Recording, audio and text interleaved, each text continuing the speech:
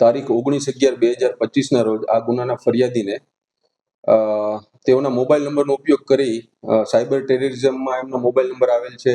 આ ઉપરાંત આધાર કાર્ડથી અલગ અલગ રાજ્યમાં બેંક એકાઉન્ટ ખુલેલ હોય તેવી ખોટી હકીકત જણાવેલી અને ફરિયાદીને ડિજિટલ અરેસ્ટ કરવામાં આવેલ હતા. અને આ ફરિયાદી પાસેથી 1,14,55,000 બળજબરીથી કઢાવી લેવાની ફરિયાદ સાયબર ક્રાઇમ પોલીસ સ્ટેશનમાં દાખલ થયેલ હતી. આ ગુનામાં અગાઉ 14 આરોપીઓને ધરપકડ કરવામાં આવેલ હતી.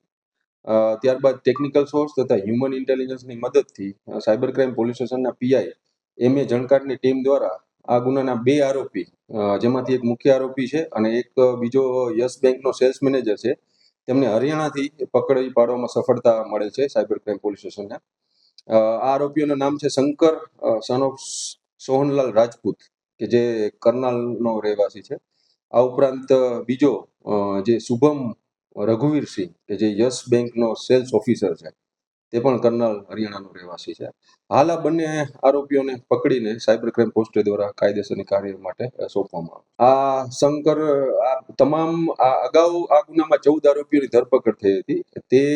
તે તમામના ખાતામાં પૈસા ગયા હતા, પણ એનો મુખ્ય આરોપી છે જેના ખાતામાં વધારે ગયા હતા પૈસા, એ છે શંકર સોહનલાલ રાજપૂત.